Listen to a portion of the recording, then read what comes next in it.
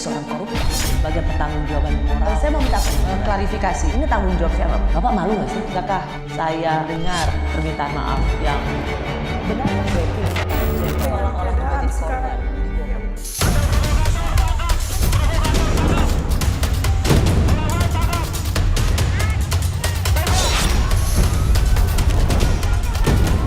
Kami menolak dengan tegas sejumlah pergeseran, perpindahan, relokasi, atau penggusuran atau pengosongan dari tanah tempadaran nenek leluhur kami. Relokasi ke Galang kita tiadakan. Dengan demikian kita geser ke Pulau Banon, Tanjung Banon, hanya digeser aja. Pengosongan Pulau Rempang batal.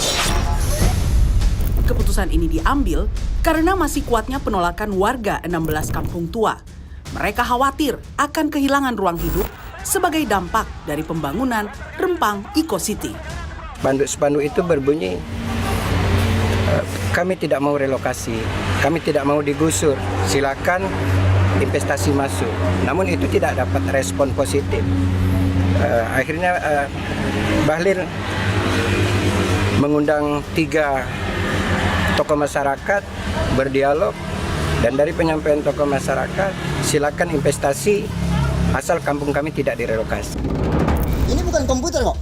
Iya, mesin tik itu. Mesin tik nih. Karena kita bayar pajak kok.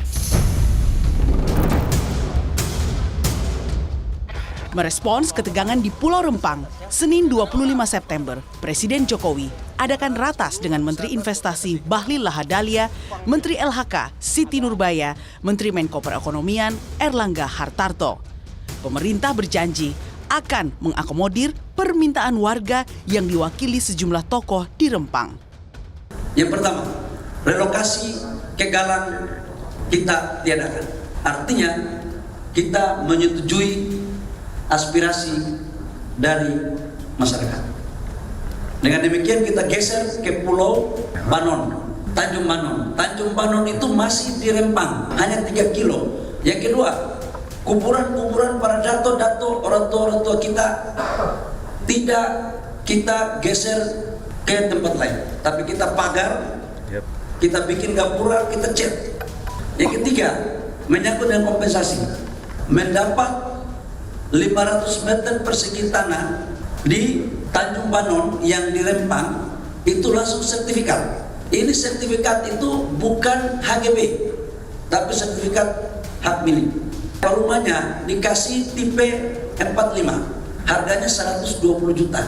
Kemudian timbul pertanyaan dari rakyat, bagaimana kalau rumah kami lebih 120 juta, contoh 500 juta, maka kita kasih 120 juta yang sudah diberikan, berarti kita tambah lagi 380 juta.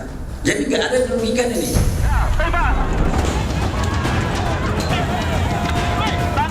Pulau Rempang menjadi sorotan nasional dan internasional saat bentrok pecah antara ribuan masyarakat setempat dengan aparat gabungan. Warga menolak masuknya tim gabungan yang hendak mengukur lahan dan pemasangan patok untuk pembangunan proyek Rempang Eco City seluas 16.500 hektar.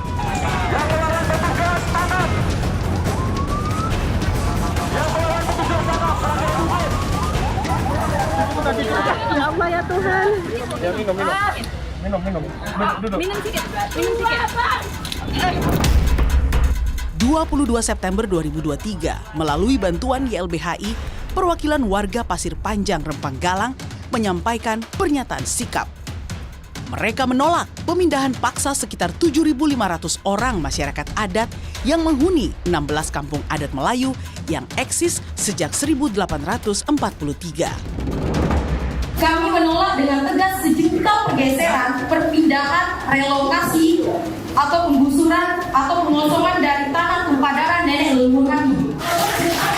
Apapun terminologinya tanpa syarat. Kami mendesak Presiden Jokowi dan jajaran, Komnas HAM, Gubernur Kepri, DPRI, Mahkamah Agung untuk segera memberikan kami kepastian hukum dengan menerbitkan sertifikat hak milik yang sejak proklamasi kemerdekaan 1945 belum kami dapatkan. Proyek Rempang Eco-City diproyeksikan mampu mendatangkan investasi senilai 381 triliun rupiah, tetapi masih nanti pada tahun 2080. Menurut informasi, sebenarnya investasi di Pulau Rempang sudah direncanakan sejak 2004, tetapi terhenti oleh berbagai sebab. Konflik yang terlanjur pecah menggoreskan luka masyarakat dan trauma, termasuk pada anak-anak. Anak-anak udah pada ketakutan. Pemerintah wajib memulihkan hak atas rasa aman dan kesejahteraan warga Pulau Rempang sebagai sesama warga negara.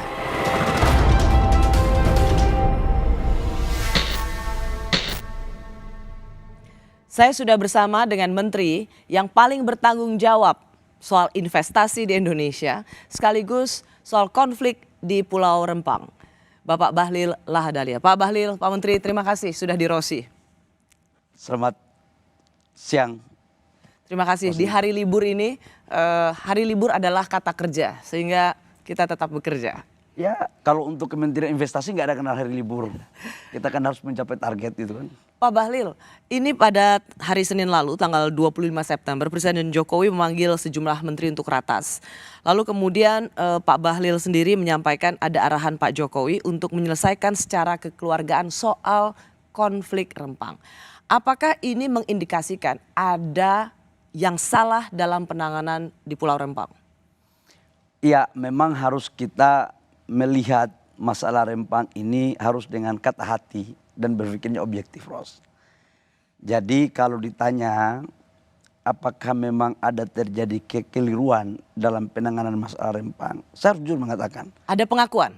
Saya jujur mengatakan ada miskomunikasi, ada tata kelola komunikasi yang menurut saya itu kurang pas. Dan oleh karena kurang pas itu kemudian lahirlah berbagai macam dinamika. Tetapi kalau kita mau jujur, ini mengatakan, saya jelaskan sedikit menyangkut masalah Rempang. Rempang ini kan adalah kawasan yang dikuasai oleh BP Batam sebenarnya. Dulu sebutannya Otorita Batam. Otorita Batam, sekarang BP Batam. Dan perusahaan yang melakukan perjanjian ini adalah perusahaan MEG. MEG ini mereka melakukan perjanjian sejak tahun 2004. Dengan BP Batam. Oke, sampai di situ dulu boleh Pak Bahlil. Artinya kan sebenarnya ini sudah ada proses yang panjang. Tetapi kemudian ada kericuhan yang sungguh-sungguh melukai banyak hati masyarakat Indonesia, terutama masyarakat di Pulau Rempang sendiri. Yang salah itu sejak awal ketika menetapkan soal investasi ini atau soal penanganan konfliknya? Kalau saya melihat tata kelola komunikasi untuk menjelaskan kepada rakyat. Jadi dari 2004, udah berapa? Saya tidak melihat dari 2004-nya, karena 2004 saya baru selesai aktivis, Ros. Saya tidak boleh menjawab hal yang saya nggak tahu. Pak Jokowi juga belum jadi wali kota waktu itu, 2004. Saya masih di Papua. Tapi khusus untuk menyangkut dengan kejadian awal September kemarin, saya kalau merunut, karena begitu kejadian kan saya diperintah oleh Bapak Presiden. Mas Bahlil, segera turun ke Batam untuk Rempang, mengecek. Begitu ada perintah turun, saya langsung turun melakukan rapat koordinasi di Kepri. Ya, di Batam. karena ada masalah yang berlarut-larut. Tadi Pak Bahlil sudah mengatakan soal manajemen komunikasi yang tidak dilakukan dengan baik, sehingga terjadilah kerusuhan itu atau konflik itu antara masyarakat Pulau Rempang dengan kepolisian. Pertanyaan saya sebenarnya Pak Bahlil, apa iya untuk investasi harus mengerahkan aparat sebegitu banyak sehingga seperti seolah kerusuhan? Enggak begitu, Ros. Enggak begitu. Saya harus mengatakan objektifnya begini. Awal mula terjadi kerusuhan itu kan ada sekelompok masyarakat yang memblok jalan. Jalan itu adalah untuk seluruh, bukan hanya di Rempang. Tapi itu arus jalan utama. Mereka memblokade. Karena sudah mendengar isu bahwa ada terjadi sosialisasi untuk dilakukan pengosongan wilayah. Itu sebenarnya awalnya. Tapi waktu itu belum ada pengosongan itu. Yang ada itu adalah karena Rempang itu total arealnya itu 17.000 lebih. Dari 17.000 hektar itu 10.000 lebih itu adalah kawasan hutan. Yang selebihnya HPK. Yang benar itu adalah ATR dan Kehutanan mau melakukan pematokan batas wilayah. Tapi kemudian itu tidak diizinkan oleh sekelompok masyarakat, lalu kemudian mereka hadang. Itu sebenarnya masalahnya. Tapi Pak Bahlil begini, karena kemarin tim Rosi sendiri yang paling baru kami hari ini kami mencoba hubungi itu ke juru bicara kerabatan masyarakat adat tempatan Keramat di Rempang, namanya adalah Bapak Suwardi. Dia mengatakan dari awal tidak ada koordinasi baik antara pemerintah dan warga. Warga berharap dari semua harus sebenarnya ada kejelasan sehingga tidak berlama-lama karena putusan dibuat harus putusan bersama bukan sepihak. Jadi blokade itu adalah bagian dari respons rakyat ini merasa tidak didengar, Pak Bahlil. Oleh karena itu saya katakan, Ros, begitu ketahuan ada seperti ini, maka kami diperintahkan oleh Bapak Presiden. Kami pertama apa yang saya lakukan? Saya melakukan rapat koordinasi. Saya bersama-sama Menteri Dalam Negeri, Menteri ATR, Wakapolri, undang gubernur, undang wali kota, BP Batam, dan Forkopimda. Kita lakukan rapat. Tujuannya apa? Untuk belanja masalah. Apa sih masalahnya? Begitu saya tahu belanja masalah selesai, clear, saya masuk ke Rempang. Hari Minggu malam Senin, sendiri. Saya nggak bawa siapa-siapa, saya nggak bawa pejabat, saya bawa mobil Avanza ke sana. Saya ketemulah namanya Pak Garisman sama Pak Suwardi. Ketemu di situ. Secara kekeluargaan, saya sholat maghrib di sana. Dan persis suaranya sama kan, merasa tidak dilibatkan kan secara komunikasi. Entar saya sampaikan apa yang saya sampaikan dalam rapat, dalam pertemuan saya dengan mereka. Kenapa saya tidak datang sebagai seorang menteri? Saya datang sebagai anak kampung. Agar mereka lebih terus terang apa sih masalahnya. Baik, Pak Bahlil kalau sampai di situ, temuan dari Ombudsman, mereka mengatakan bahwa ada kritikan juga ketika Pak Bahlil datang ke sana. Karena apa? Karena satu, Pak Bahlil hanya mengumpulkan orang-orang perwakilan, jadi tidak semua didengar. Dan perwakilan itu adalah orang-orang yang dianggap sudah bersetuju dengan pemerintah. Artinya di sini garis besarnya Pak Bahlil hanya bertemu dengan orang-orang yang hanya ingin Pak Bahlil dengar dan setuju. Rosi harus tahu dulu, yang mengumpulkan rakyat itu bukan saya.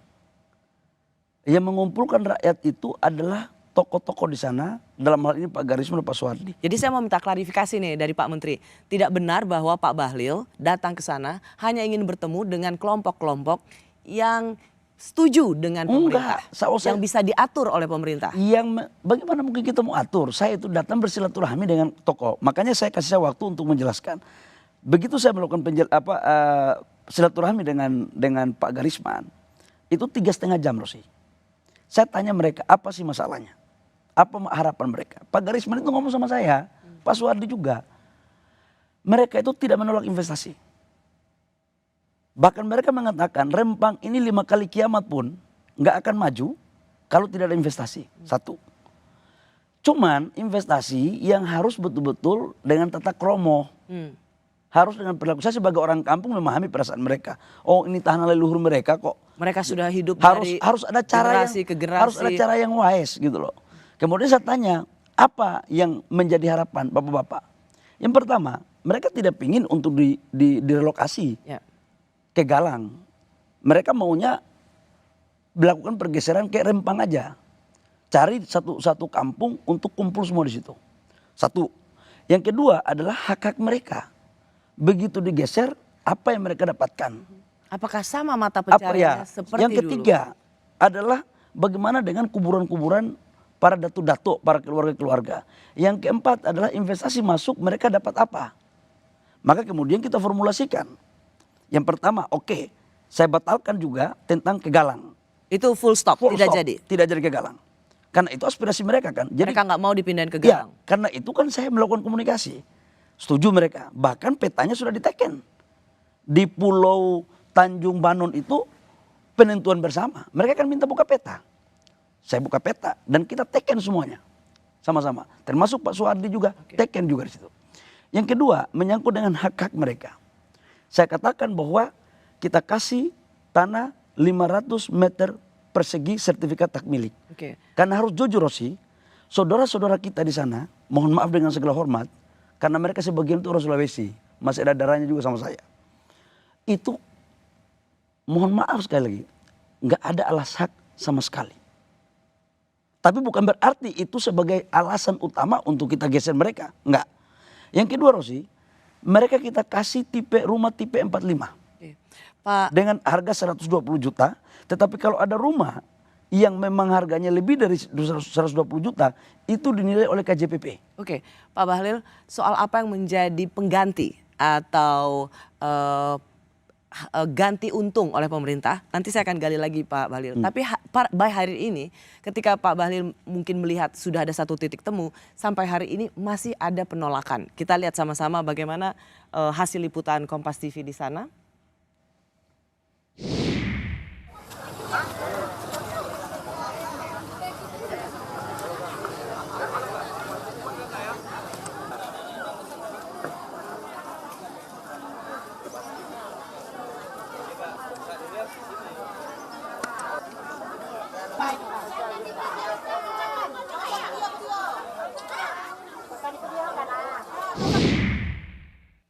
Pak Bahlil, kalau masih ada penolakan, apakah artinya pertemuan Pak Bahlil dan titik temu itu belum juga berhasil kita katakan sebagai solusi?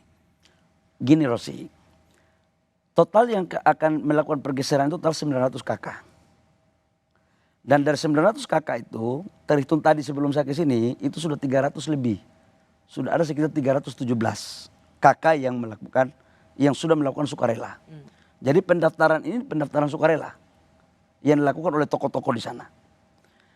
Bahwa masih ada yang belum mau, iya.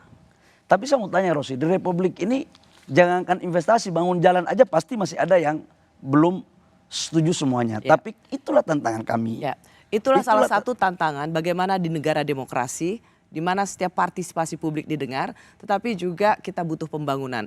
Cuman begini Pak Bahlil, yang akan kita bahas di bagian berikutnya adalah sebuah pertanyaan. Kita memang butuh investasi, tapi apakah atas nama investasi masyarakat adat harus terusir? Saya membaca keinginan baik ya dari pemerintah untuk menyelesaikan, tapi karena mereka itu pihak yang berkonflik, maka tidak bisa.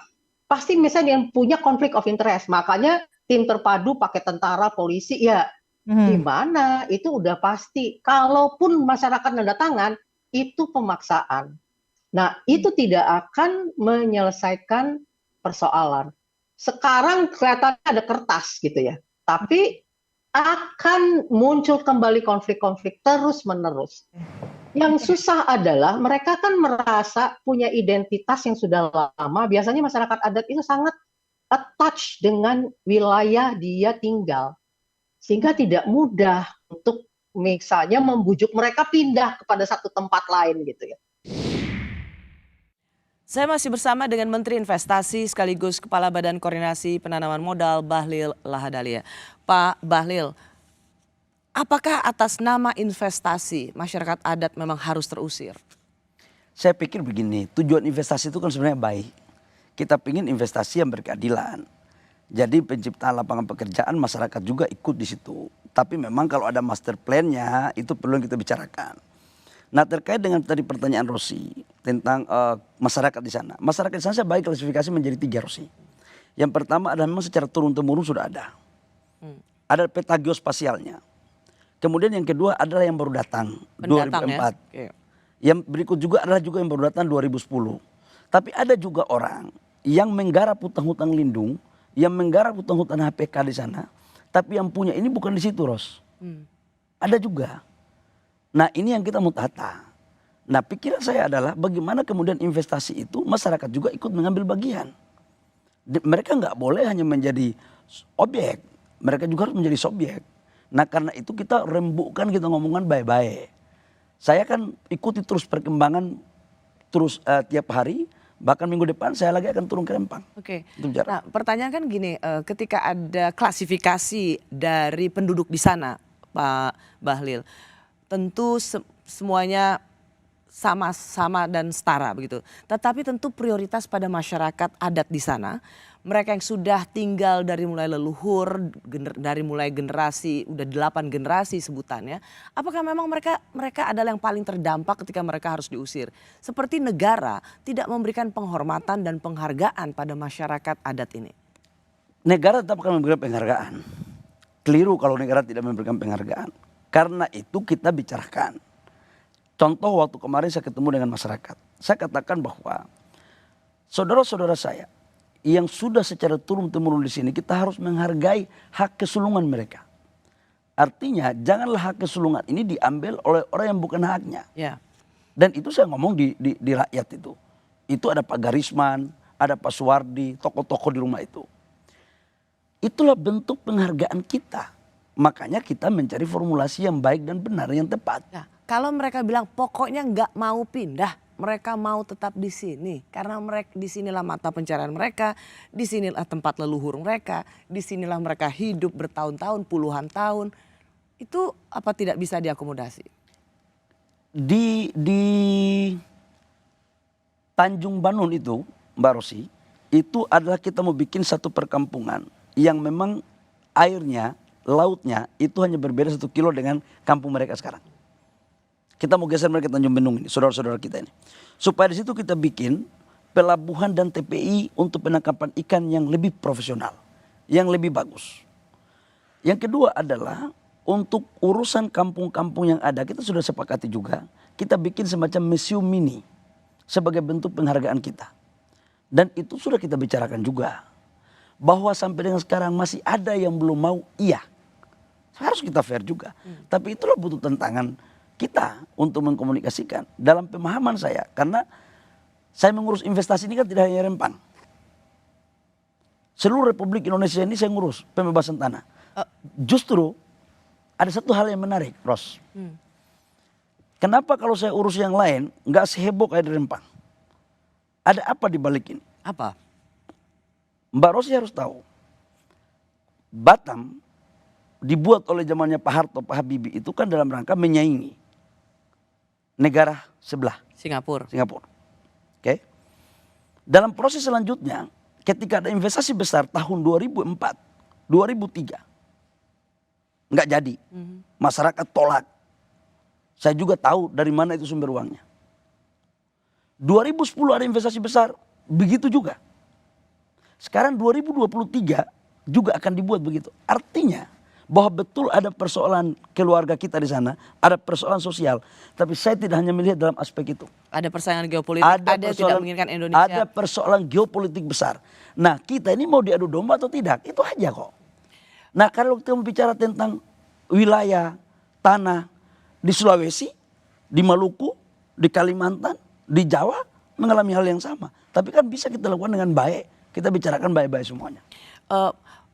Sebenarnya ketika misalnya ada negara secara geopolitik ingin mengaco atau memberikan kekacauan supaya Indonesia tidak maju, itu oke lah, itu bagian dari sesuatu yang memang harus diwaspadai. Tetapi kan pemerintah pusat maupun pemerintah daerah harus mengerjakan PR-nya juga, supaya tidak ada free rider di sini, tidak ada oportunis baik dari dalam maupun dari luar yang ingin mengambil keuntungan.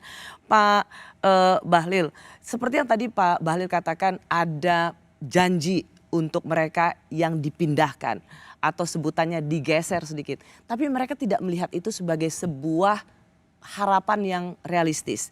Karena satu, mereka melihat ini belum tentu, masih hanya janji. Kedua, tidak seperti asal mereka bisa mencari nafkah. Ketiga, tidak juga ada landasan hukumnya. Keempat, uangnya belum ada. Jadi mereka melihat omongan ini hanya sebatas retorika. Yang pertama, kalau digeser, tidak mau lakukan pergeseran karena lapangan pencarian nelayan mereka. Itu saya jawab ya, Mbak Rosi. Itu di laut yang sama. Pesisirnya cuma beda 1 kilo. Yang kedua, kalau dia bilang tidak ada uang, ini yang jamin negara, Ros. Kan ada uang biaya hidup, biaya tunggu sampai 6-7 bulan bangun rumah, itu dibiayai per orang 1.200.000. Per kakak 1.200.000 untuk rumah. Jadi kalau satu kakak 4 orang, itu dapatnya 6 juta, termasuk uang rumah. Itu dikasih 3 bulan duluan di muka. Berikut begitu mereka geser, kita tentukan mereka, ini tanah kalian di mana? Pilih. Kan ada klaster-klasternya. Pilih, langsung sertifikatnya dikasih. Yang berikut, ia mengelola dana ini kan dana BP Batam. Dan itu kemarin di ratas itu sudah kita putuskan. Tidak perlu ada keraguan dengan hal itu. Kalau mereka tetap tidak percaya bahwa melihat ini hanya sebatas janji-janji surga, tinggal kita tanya, maunya jaminan untuk kalian percaya apa? Kalau tidak percaya, berarti percaya Tuhan aja sudah kalau begitu. Kalau tidak ada lagi yang bisa kita percaya gitu kan. Masa negara sudah hadir untuk memberikan penjelasan. Kalau perusahaan sih masih boleh nggak percaya. Masa negara nggak bisa dipercaya, Ros? Jadi yang berikut adalah menyangkut dengan hak-hak mereka. Tadi saya katakan bahwa tidak ada satu hak-hak mereka pun yang tidak kita bayar. Contoh, mereka punya tanam tumbuh, mereka punya keramba, mereka punya perahu. Itu semua dihitung berdasarkan aturan, diganti. Jadi kalau mendengar penjelasan dari Pak Bahlil ini, tidak ada alasan dari mereka untuk menolak. Mereka harus mau digeser, apapun risikonya. Menurut saya itu kosakata yang tidak pas untuk kita tempatkan pada persoalan ini. Hak-hak mereka ada, tinggal bagaimana cara kita komunikasikan dengan baik. Karena begini Pak Menteri, ini saya mau masuk ke dalam aksi pernyataan dari juru bicara kekerabatan masyarakat adat tempatan Rempang Galang, yang sekali lagi dia menerima investasi tapi menolak kampungnya dihilangkan. Ini dia. Tadi ada beberapa penyampaian sikap dari kami selaku pengurus keramat, menyatakan kepada beliau bahwa kami masyarakat Rempang menerima investasi, kami tidak menerima jika kampung-kampung kami dihilangkan. Artinya sama dengan merusak marwah, harkat, derajat, martabat kami. Itu yang ada dalam batin mereka, itu akan merusak marwah kehidupan kami. Ada psikologi itu Pak Menteri? Saya kan, ini namanya Pak Suwardi, ini sahabat saya.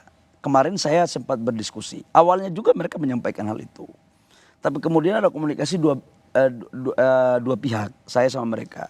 Saya dapat memahami, saya dapat menghargai apa yang menjadi pikiran dan perasaan mereka. Dan kita fokus, dari 16 kampung yang ada di Rempang, itu kita dari 7.000 lebih, itu hanya kita fokus ke 2.300 hektar aja. Sebagai proses untuk melaksanakan investasi pabrik kaca dan solar panel ini. Jadi tidak semua kampung, Ros. Tidak semua kampung, kita lokalisir di situ. Nah, kampung-kampung itu kita lakukan, kita melakukan pergeseran. Tadi dari awal saya katakan, bahwa untuk menjaga marwah mereka, itu adalah kampung-kampung tua itu kita bikin semacam ada museum mini. Karena itu kan jaraknya dengan kampung ini kurang lebih sekitar 3 kilo. Dan ini kita akan bikin betul-betul kampungnya kampung modern. Jadi sesungguhnya mereka juga masih di situ dan bisa melakukan aktivitas di daerah situ. Karena kalau itu kan master plan kawasan untuk industrinya itu kan di pinggir pantai. Kalau kita masukkan mereka di situ, terus kira-kira kalau ada pabrik itu ada soal kebakaran atau apa nggak lebih fatal? Itu jauh lebih berbahaya. Itu yang saya pikir. Nah itu tadi pertanyaannya, kenapa jadi akan memenangkan investasi, bukan memenangkan masyarakat adat? Justru dengan kehadiran investasi ini juga, ini memberikan peluang untuk saudara-saudara saya di sana untuk ikut mendapatkan lapangan pekerjaan. Ikan-ikan mereka bisa menjadi off-taker di sana. Hasil kebun mereka bisa dijual ke sana. Itu justru memastikan kepastian pendapatan, Ros. Tidak ada sebuah wilayah di manapun apabila belum ada investasi masuk, kemudian akan melakukan pertumbuhan ekonomi yang baik. Kita ambil contoh Maluku Utara di Wedabai. Mohon maaf, dulu pertumbuhan ekonomi di Maluku Utara belum ada investasi. Rata-rata masih di bawah pertumbuhan ekonomi nasional.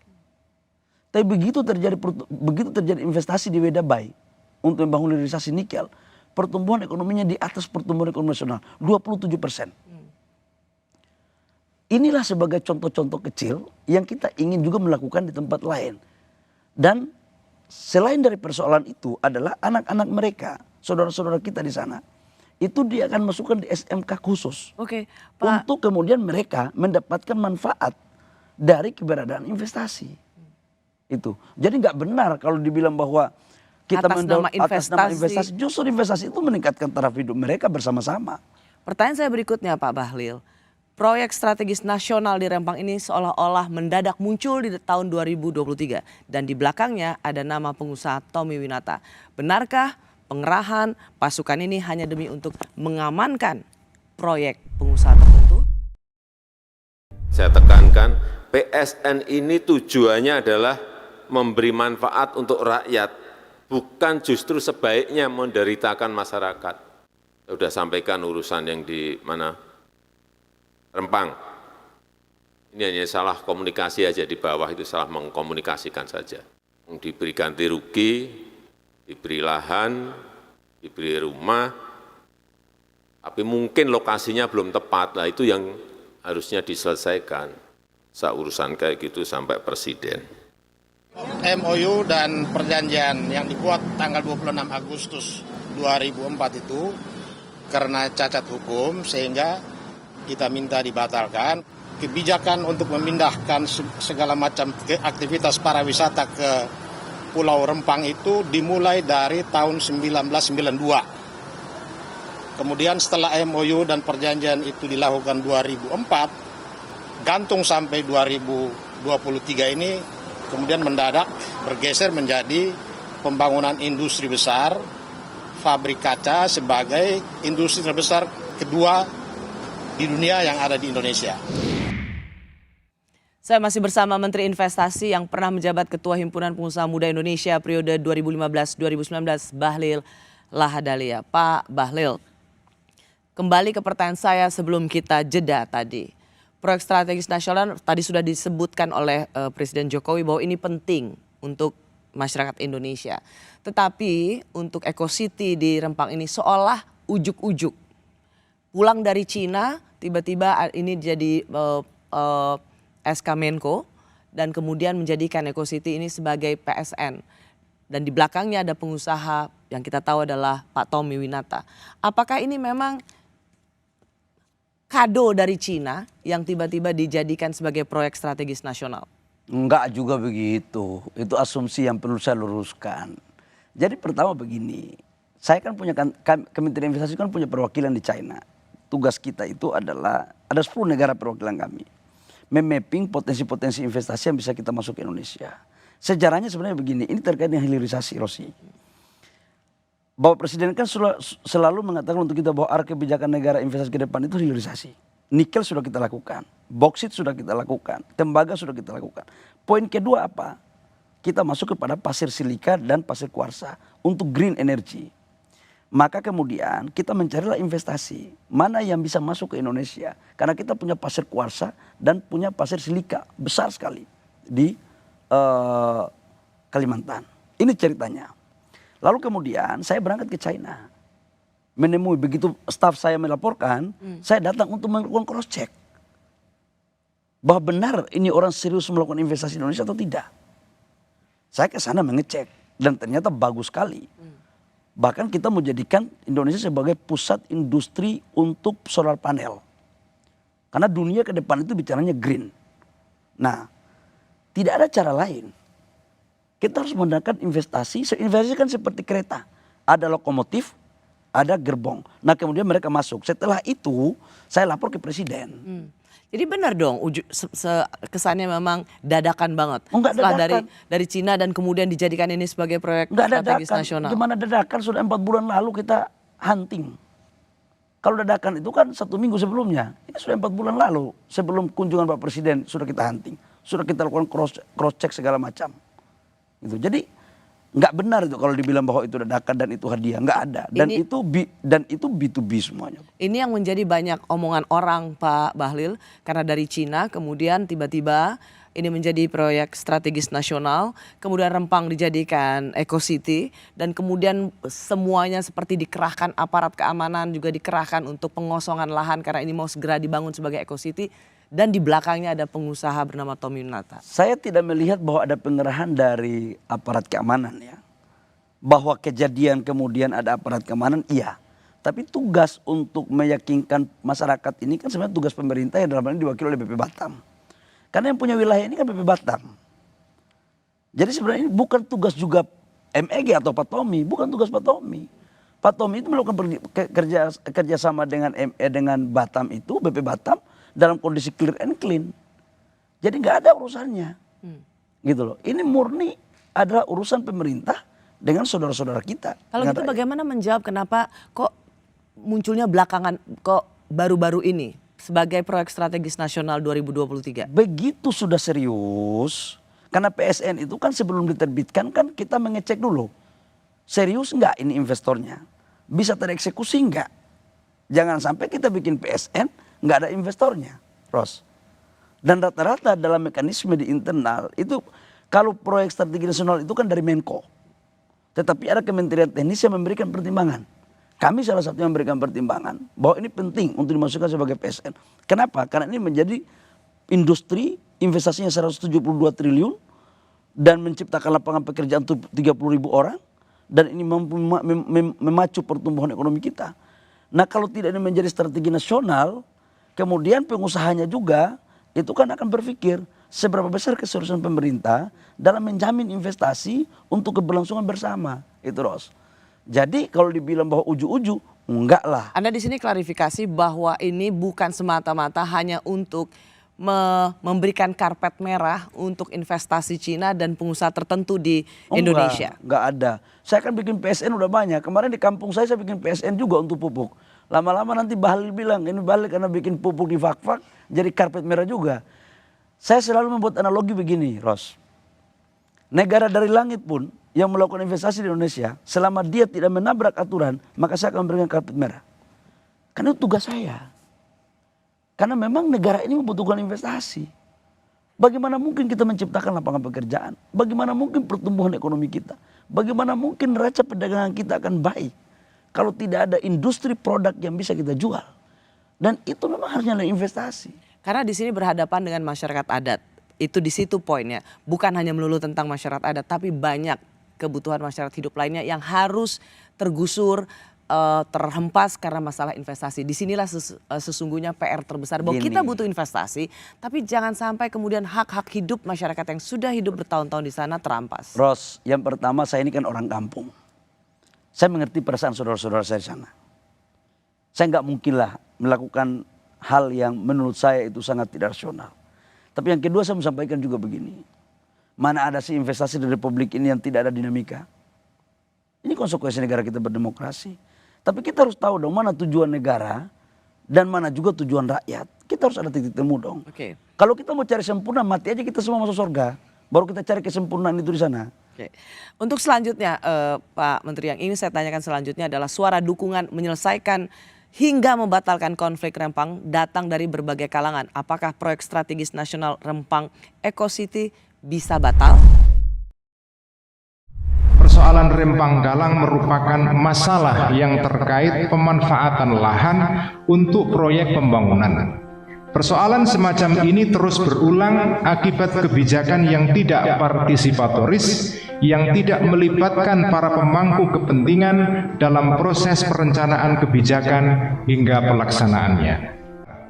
PBNU berpandangan bahwa tanah yang sudah dikelola oleh rakyat selama bertahun-tahun, baik melalui proses iqta' atau redistribusi lahan oleh pemerintah atau ihya pengelolaan lahan, maka hukum pengambil alihan tanah tersebut oleh pemerintah adalah haram. Bahwa hukum haram tersebut jika pengambil alihan tanah oleh pemerintah dilakukan dengan sewenang-wenang. Masih bersama saya Menteri Investasi Bahlil Lahadalia. Pak Menteri, jadi pembelaan pada masyarakat Rempang, terutama mereka yang sudah dari turun-temurun di sana, masyarakat adat di sana, itu semakin meluas dan mengatakan sebaiknya ditunda dulu atau yang paling ekstrim batalkan. Apakah ini opsi yang bisa didengar? Mbak Rosi, kalau penyampaian dari saudara-saudara saya PBNU itu kan ketika kejadian dan saya belum turun ke lapangan. Ini respon dari kejadian tanggal 12 itu. Tapi begitu saya turun ke lapangan kan suasananya udah beda. Waktu memang sebelum itu sangat seram sekali. Saya datang ke kampung itu suasananya agak sedikit tidak kondusif. Tapi begitu saya datang kan sudah kondusif dan sekarang sudah 300 rumah lebih yang mau lakukan pergeseran. Kalau ditanya bahwa apakah opsi untuk menunda dulu? Kalau kita begini, membatal nggak mungkin. Batal tidak? Nggak. Pemerintah akan jalan terus? Gini loh Ros. Apapun resikonya? Saya harus tahu, saya tahu tujuan negara yang mana. Saya nggak mau kita diadu domba oleh sekelompok orang atau negara tertentu yang memainkan negara kita. Saya juga tahu ini, bahwa di balik ini ada beberapa pengusaha yang memang pernah izinnya diberikan tapi dicabut. Pengusaha Indonesia? Ada dari dalam dan luar negeri. Karena mereka mengelola kawasan hutan lindung ada peternak-peternak ayam, ada macam-macam lah di sana. Aku Ini tahu. sinyalemen yang sangat serius loh Pak Menteri. Yes. Dan saya sebagai anak kampung yang memang sudah berjuang, saya gak akan pernah mundur untuk urus dengan hadapi mereka ini. Yang saya hadapi ini bukan saudara-saudara saya di kampung. Yang saya hadapi ini ada variabel lain. Dan karena saya tahu kebaikan negara, saya tidak mundur. Tetapi dengan cara yang baik. Saya harus meletakkan saudara-saudara saya di Kampung Rempang sebagai bagian terpenting dalam kehadiran investasi dan untuk kebaikan rakyat bangsa dan negara. Tetapi kita tidak boleh ngalah. Kita ini kan adu domba, Ros. Tidak saja PBNU, tapi Ombudsman juga meminta untuk paling tidak menunda dulu sampai situasi yang kondusif. Nanti kita pertimbangkan. Kan Ombudsman boleh aja membuat rekomendasi kan. Tapi tidak mesti itu yang menjadi fatwa. Salah satu juga yang menjadi catatan Ombudsman adalah adanya semacam kedatangan orang-orang yang memaksa untuk mengisi form, lalu masih ada aparat bersenjata yang membuat suasana semakin mencekam. Apakah ini juga cara-cara paksaan supaya mereka setuju? Enggak, awalnya memang sebelum saya turun itu aparat keamanan ikut mendampingi BP Batam. Begitu setelah saya turun, udah selesai, nggak ada lagi begitu-begitu. Makanya kalau kaset kotor, kaset rusak jangan lagi diputar-putar, Ros. Ini janji ya, janji pemerintah ya. Jadi gini, sejak saya turun ke lapangan, sejak saya turun ke sana, saya tarik aparat keamanan. Jadi jangan kejadian tahun tanggal 12 ke bawah diputar terus, nanti nggak pernah itu kasetnya bersih, kotor terus. Nah, saya juga minta agar kayak sekarang kan masih dimanfaatkan juga oleh beberapa oknum membuat di medsos bahwa seolah-olah ada kerusuhan tanggal 24 kemarin. Mana ada kerusuhan? Saya kan setiap 3 jam ikutin. Nah artinya dengan kejadian itu saya melihat bahwa memang ada yang gak pingin untuk ini jalan gitu loh. Saya juga tahu kok bahwa ini ada kepentingan politik tertentu yang memboncengi. Tapi saya gak mempersoalkan itu. Itu kepiawaian dan kecerdasan mereka. Oke. Tapi kita coba melihat persoalan Rempang ini secara kepala dingin dengan objektif terhadap perkembangan yang sudah ada. Bagi masyarakat adat di sana yang menempati kampung-kampung tua di sana, apa janji Menteri Bahlil? Janji saya yang pertama adalah kita akan komunikasikan baik-baik. Pergeseran tetap harus akan ada pergeseran. Pergeseran itu adalah bagian dari apa yang pernah kita bicarakan. Tapi metode pergeserannya ini yang kita harus bicarakan. Gitu loh, Ros. Sehingga apa? Semuanya enak. Kita kalau bicara baik-baik sama orang, datang, kita wongkekan orang, insya Allah lah semua ada jalan. Dan saya selalu berpikir, kalau niat kita baik, selalu insya Allah Allah akan membuka jalan. Malam hari ini Pak Bahlil berjanji, satu, akan tidak adakan lagi ada pasukan berseragam yang hanya akan memberikan suasana mencekam. Ya. Kedua, tidak ada lagi ada upaya-upaya untuk membujuk secara intimidatif. Ya. Biar dialog yang secara terbuka, partisipasi untuk mendengar apa keinginan mereka sehingga kalaupun memang opsi pergeseran itu adalah final, maka mereka pun tahu bahwa masa depan mereka akan sama baiknya atau lebih baik dari yang masa lampau. Ini menjadi pegangan janji Menteri. Janji saya adalah Rosi insya Allah akan mendapat hasil yang baik untuk mereka. Caranya biarkanlah ke saya. Saya tahu cara yang baik untuk bagaimana bisa kita wujudkan dengan niat dan tujuan yang baik. Yang kedua, menyangkut aparat. Tidak ada lagi aparat yang mau datang ke rumah-rumah. Tapi harus ada aparat yang jaga di pos-pos mereka. Untuk jaga stabilitas. Kenapa? Karena yang datang ke situ bukan hanya dari rakyat di situ, Ros. Ada pihak eksternal yang masuk, Ros. Justru kalau kita tidak menghadapi orang kayak gini, negara kecolongan. Ya. Di sini konteksnya sebenarnya ada aparat keamanan atau mereka yang dianggap untuk ikut mengintimidasi supaya setuju pergeseran itu. Nah sekarang ini kan yang melakukan, yang mendata saudara-saudara kita untuk melakukan pergeseran kan pendataan sukarela. Tokoh-tokoh kita yang mendatangi rumah mereka. Dan terakhir Pak Bahlil, bagi mereka yang sukarela, apakah Pak Bahlil mendapatkan satu validasi yang tepat bahwa mereka sukarela itu ya karena mereka pendatang. Karena sesungguhnya yang juga harus yang dijaga adalah mereka yang selama ini turun-temurun di sana yang ada di kampung tua itu. Campur. Ada beberapa juga yang dari sana. Jadi saya pikir begini, Ros.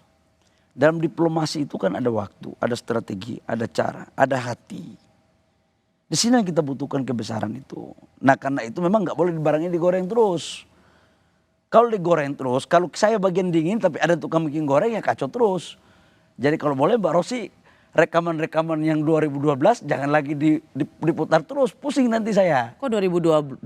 Tanggal 12, tanggal 12 September. Coba dibuat rekaman yang perkembangan, itu Paten punya. Semoga memang ada perkembangan baik, tetapi adalah tugas Kompas TV mengingatkan yang berkuasa, menghibur yang papa. Terima kasih Pak Bahlil untuk kesediaannya menerangkan. Malam hari ini ada janji dari Menteri Investasi bahwa kalaupun memang pergeseran itu adalah final, maka masyarakat-masyarakat di sana terutama yang ada di kampung-kampung tua tetap mendapatkan hak-hak seperti semula dan kehidupan yang lebih baik. Kehidupan lebih baik, mereka hidup dengan kultur yang ada ya Ros ya. Kemudian mereka ikut mengambil bagian sebagai subjek dan objek dalam pembangunan investasi ya. Jadi kita pikir ya jujur aja lah, ini ada kekeliruan dalam proses awal. Insya Allah lah, kekeliruan itu Pak Jokowi sudah perintahkan loh. Mas Bahlil selesaikan dengan kekeluargaan, selesaikan dengan baik, pastikan hak-hak mereka. Dan mereka harus diberikan tempat yang layak dan harus dibuat sertifikat. Itu perintah Pak Presiden. Ya. Saya menghargai ada pengakuan dari pemerintah, adanya salah pengelolaan dan komunikasi serta penanganan bagi mereka yang ingin bertanya tentang hidup mereka di Rempang. Terima kasih sekali lagi Pak Bahlil. Terima kasih sudah di Rosi. Terima kasih. Saya Rosyana Silalahi, terima kasih sudah menyaksikan program Rosi. Tetaplah di Kompas TV, independen terpercaya.